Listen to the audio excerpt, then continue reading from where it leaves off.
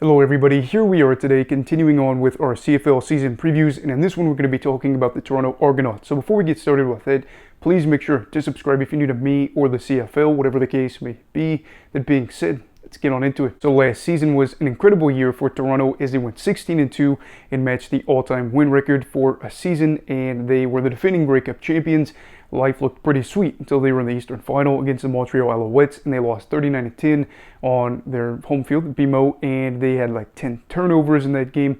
Just all around not something you had to be happy about, and the offseason was not kind to them either. So with this being a very rough stretch for Toronto fans, what are some storylines to talk about heading into this season? So the first storyline is the Chad Kelly suspension. Now this is unavoidable as the suspension relates to him, an interaction that he had with a former staff member that has now been settled, but he still gets suspended 9 games, and this is big for Toronto as they finished second in the league last year, 4 points per game. They're actually just 3 points back of Winnipeg. They had the top offense. They have the second highest yards per attempt in the league, and we're just able to make big plays all around the board. You had DeVoris Daniels that led the league with 12 receptions over 30 yards or more. Chad Kelly had a lot of throws that went for a lot of yards in that season, and it's completely understandable now that not having Kelly there could be a really big deal. Now they have Cameron Dukes that is going to be starting for them tonight against the BC Lions. He has 96 passing attempts in his CFL career, I do believe, and that is going to be a huge difference, as I know Kelly went out there and was really successful in his first year as a true starter and whatnot.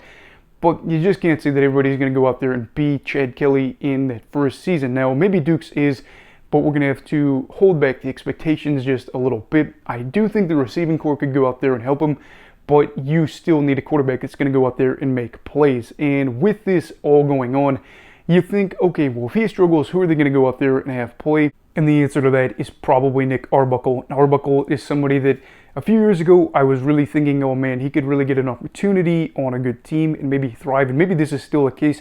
But those 2019 days where he took over for Bo when they got injured, or when Bo got injured, those are getting further and further in the rearview mirror, and he has not had a good run of things in recent seasons. So if Duke struggles, then you could probably see Arbuckle go out there and struggle too, as the team did lose some pieces.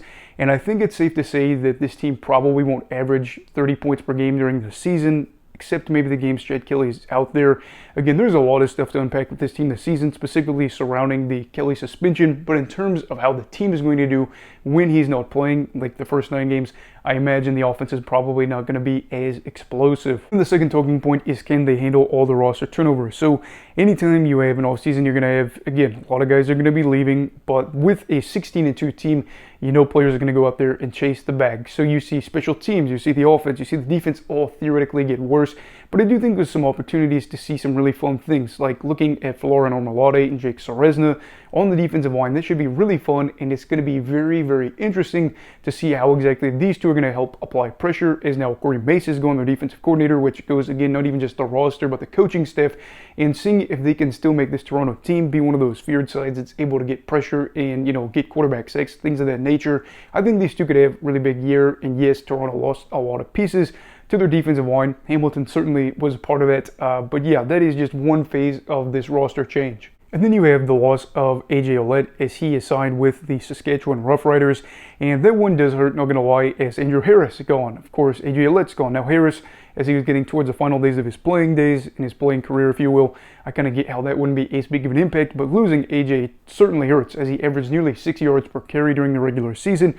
But guess what? Speaking of carries, we have Kadeem Carey that is signed with the team. I said during the offseason, this could be a really good low-value signing where things work out well for the team.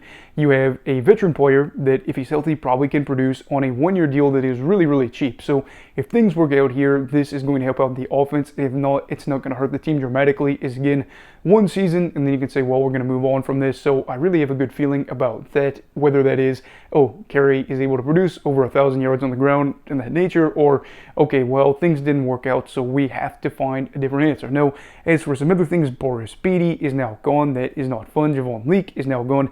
You have Liam Iralahu. I always know that I'm going to probably say that wrong, but he played with the Toronto Argonauts, so he's going to go out there and get an opportunity. Again, he has a field goal percentage in the mid-80s for his career, as he's going to be taking over for Beatty for, of course, field goals and things of that nature. And I'm seeing something where you have an opportunity and also some fear. If you're a head coach like Ryan Dinwiddie you are nervous because you know that you have a lot of these pieces going in every phase of the game, but you also know that you have some guys that are hungry to be able to get maybe the best opportunity that they've ever had in their career, and maybe they're going to be able to take advantage and seize the moment. And of course, I forgot Quincy Mulger and Rasheed Bailey are just some of those names that could help out on the offensive and defensive side. But yes, my point still stands. There is a lot of players that have the opportunity to step up and maybe get more playing time than they've ever had before or have a career year. This is where you see if the Argos sink or swim. And then we have our final storyline talking about whether or not the Toronto Argonauts can win the East again. So the past 3 seasons, the East has run through Toronto, and they've been able to be a regular season team that is transitioned into a postseason team for one of those years, of course, coming away with a title. However, they have the Montreal Alouettes that are going to be posing a threat to them, and they just pulled off a really nice win against Winnipeg in Winnipeg, handing the Blue Bombers just their 4th loss at home in the past 41 games, dating back to, I believe, 2018. That is a big deal. And it's also a big deal for Toronto because they play Montreal twice early in the season, as well as Winnipeg. So maybe we see a world where they lose all 3 of those games. I think they play, of course, BC today. Maybe they lose all 4 of those. After the first 7 games, they're 3-4, potentially. Maybe they go out there and steal a game from Montreal, or they beat Winnipeg, whatever the case is. But yeah, that's going to be a hard road to climb there, as you have an Alice team that could be better than expected. And in recent years, over the past 20 years, I did a post a couple of years ago, 65% of the teams that went on to win the Grey Cup, I believe, were 1 seeds. Now, Montreal proved last year you don't have to be a 1 seed, certainly not, as they would beat Toronto in Toronto, a historic team, and then beat a team that went to 4 straight Grey Cups in the Grey Cup game. But it certainly makes life a lot easier knowing that the playoffs go through your place. And you also have to factor in whether or not you're actually going to make the playoffs if you get out to a slow start. If you're the 1 seed, you're going to make it. If you're that 3 seed or your friends around there, you have to worry a little bit. And then you have teams like Ottawa and Hamilton hoping, again, to make the playoffs. And Ottawa very well could be one of those teams you're hoping that could be the most improved team. I know I said Saskatchewan feels like it very well could be, but obviously the season is still in the early stages, in its infancy, if you will. So Toronto is in a situation right now where they may not even be a lock to win the East, but they may not even be a lock to win the playoffs if things go really bad without Chad Kelly there for their first 9 games. And I see a world too where they are able to make the playoffs, but then you ask, even if Chad Kelly is back and everything's all right with the chemistry in the locker room and everybody's having a good season, are they still going to be able to go out and have 2 road wins out east to make the Grey Cup at all? That is all very valid concerns. I'm not saying that they are out of the division title mix for the moment, but I think in the early parts of the season, especially with a game against BC who went 12-6 last year, if they get beat pretty badly, maybe you kind of lean into the whole Toronto could be a fringe playoff team this year. So overall, Toronto has had an offseason that's not very fun. After having 3 really good seasons, they have the fans excited. Attendance has increased, I believe, every single season. I'll be curious to see what the turnout is for this year.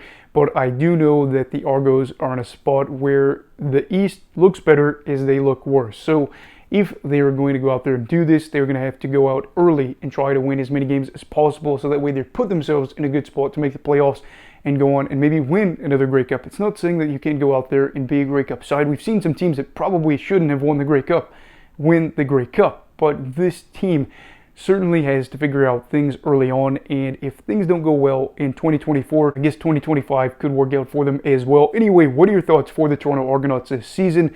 Do you think they're going to be a good team? Do you think guys like Rasheed Bailey will have a career year? Do you think guys like Kadeem Carey will have a bounce-back season? Do you think that the defensive line with Jake Seresnan, Florian Ormolade, and some of those names are going to be able to produce? Do you think that the Argos are going to win the division for a 4th straight year? Boy, that'd be crazy, and Dinwiddie would certainly be happy, as they've been able to win a lot of games in recent memory. Anyway, what are your thoughts on the 2024 Toronto Argonauts as we kick off their season today? Let me know down below in the comments. Also, please make sure to like this video if you enjoyed it. Subscribe if you're new. Everybody stay safe and have a great night.